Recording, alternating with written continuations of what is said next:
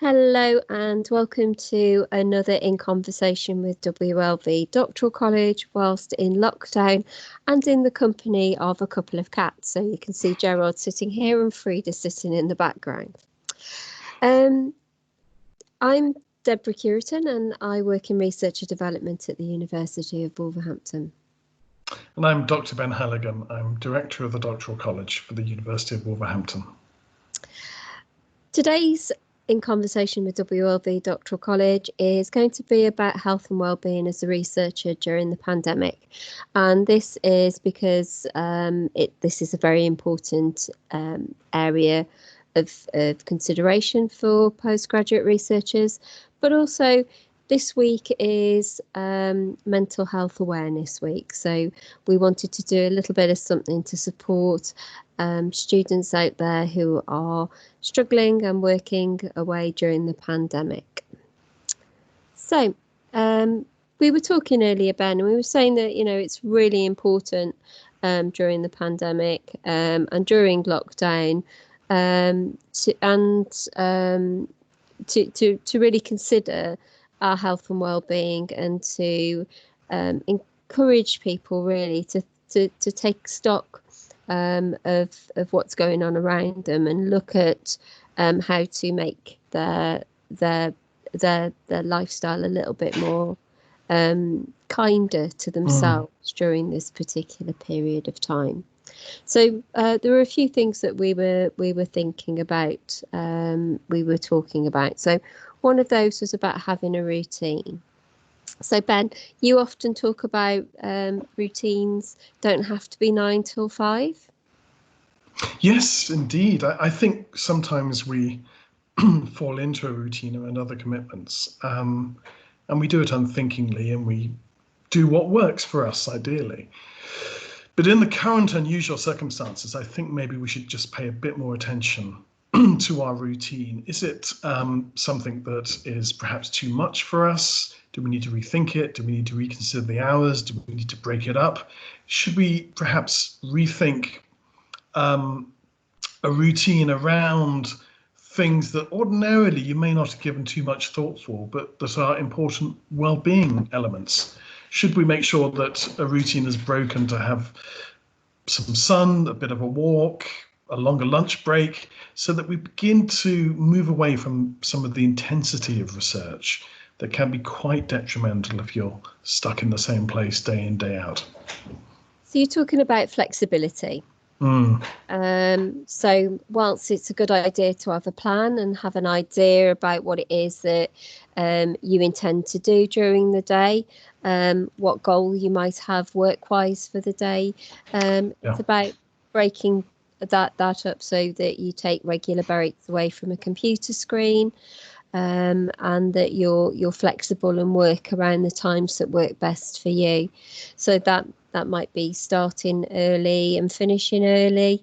That might be starting late and finishing a little bit later, but making sure that you do get to spend some time in the sunshine or in the daylight if you're not allowed to go out, if you're shielding like I am. It's always a good idea to get at least 20 minutes where you're sitting in the sunshine in some way or the sunlight in some way, so you get your vitamin D. So I think when we talk about planning, we need to plan a number of different things. We've started to talk about planning what you might do for work and having an idea of what you might include in your working day, but also being kind to yourself and not beating yourself up if you don't meet all of those goals. Because I think often we'll have a list of 101 things that we want to get done in a day, and those it isn't possible to do that for because we're being a little bit tough on ourselves. But also planning in breaks, planning in meal times, making sure that we do eat, that we do eat regularly, that we eat healthily. One of the things I always do is on the end of my desk I've got a jar of nuts and a bowl of fruit. So if I'm in meetings and I can't get a break, I have got something that's healthy to snack on. But making sure that you also drink those 2 litres of water a day, because you're not going to feel at your best emotionally if you're not looking after yourself physically. So what else do you recommend, Ben? What do you do in order to sort of lift your mood if you're having a tough day or things aren't going your way? I think sometimes work flows very well and sometimes it doesn't, and sometimes you'd like it to flow well when it isn't. And I think that you should maybe not beat yourself up, but do exactly as you said, Deborah, which is to give yourself a bit of a break and not hold yourself to account so much during this current period if things aren't, if the day isn't as productive as you'd like it to be, and to be aware that our institution, along with every other institution, is making all kinds of accommodations around, extensions, leaves of absence, deadlines being pushed back if need be, so that the university is also very much with your best intentions at heart, and perhaps to be aware of those, because I think that rather than having a week of frustration and not being able to progress things, I think it would be better to just step back and to review all the options and the support available to you, which also, of course, includes wellbeing support as well. So should you want to talk to somebody, we have the professionals who are there for you. At the University of Wolverhampton, all our student support and wellbeing advice is taking place online. There's also resources on the student support and wellbeing web pages. There's the big white wall, and again, the information about the big white wall is available on those web pages as well. So yeah, I think also when you're thinking about days, and your day's work, and sometimes it flows and sometimes it doesn't. It's about recognising that whatever progress that you make during this particular period of time is progress, and it should be celebrated. So one of the things that I tend to do is plan little treats into my day. So whether that's a nice cup of coffee, sitting by the window for 10 minutes between meetings, or whether that's planning something nice for my dinner in the evening, so that I've got something to look forward to. Making sure that I take, sometimes taking a break as a treat. That might, if I sometimes sneak outside and walk around my garden, so spend a little time in the garden, and sort of plan these little treats and these little rewards into your day, because it gives you the motivation to keep going. And to have some delineation as well, which is, if you're working, albeit in the way that you're talking about. But if you're not working, if you're having an evening off, not to turn that into work, but to put all the work stuff to one side, which might also include people using social media to talk to you about work-related stuff. Just dump it all and just do whatever else it is you want to do for the evening, but to really try and create a bit of a border between those two things, because I think before all of this, it was quite easy to create a border. Like, you might go to your study to do some research, and then you might go outside to do this, that, or the other. And I think now spaces have contracted, and things are beginning to move, to blend into each other. And I think it's important to reassert some difference, because otherwise you might wind up 24/7 working, but without actually getting anything done, and that would just make you more exhausted and more stressed, and that's not good for anybody, And I think this delineation is really important, because there's been everybody seems to be working online, and everything is moving online.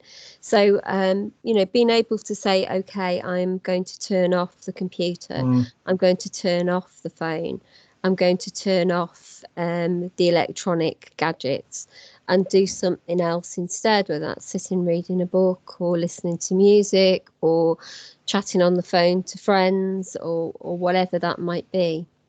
I think that kind of chatting, the idea of chatting on the phone to friends, also brings us to another point that we were talking about that's really important, and it is about keeping connected, and keeping connected with lots of different groups of people, and making sure that those are balanced. So you're not just keeping connected with people from work, that you're actually keeping connected with your family, you're keeping connected with your friends as well, and you've got time and space to do that.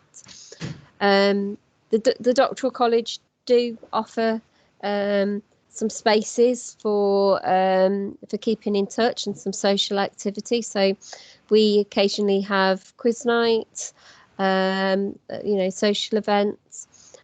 We have PGR hangouts, so you can come and chat to us on other postgraduate researchers during those.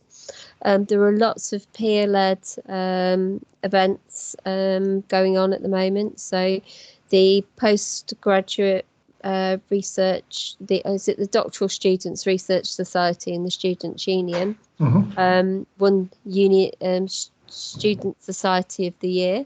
Well done to them. We're very proud of you. We're very pleased that happened.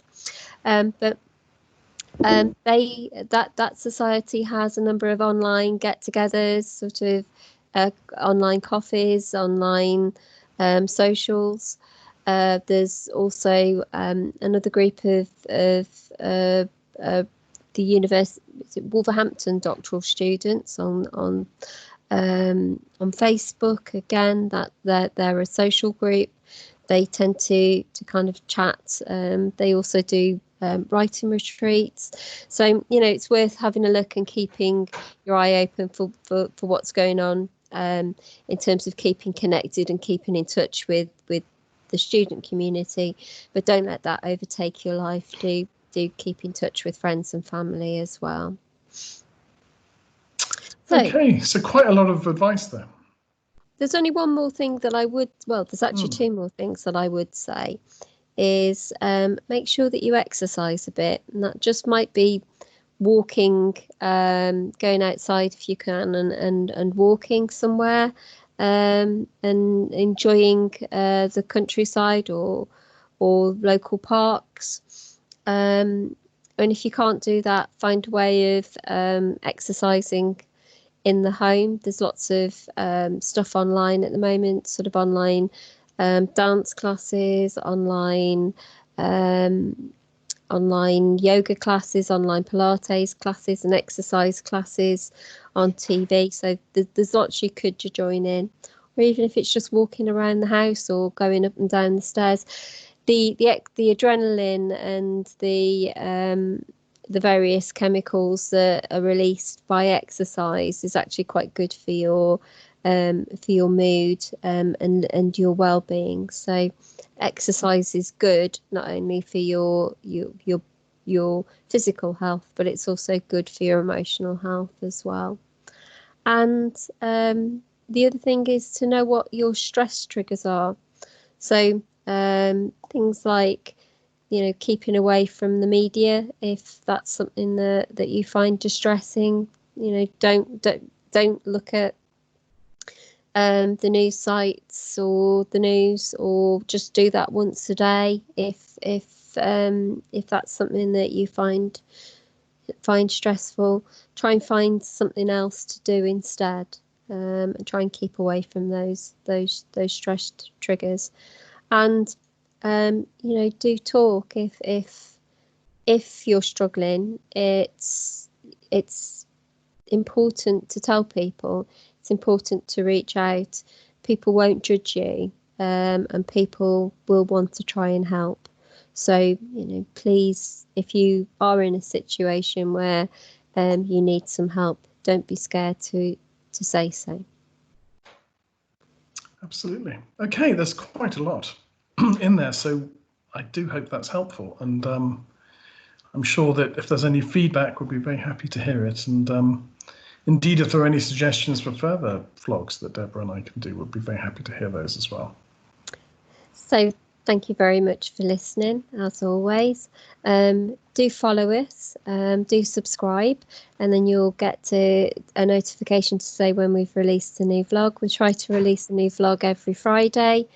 And we, as Ben says, we'd love to hear your comments and your ideas for other vlogs. Okay, thanks for listening, and speak again soon. Bye.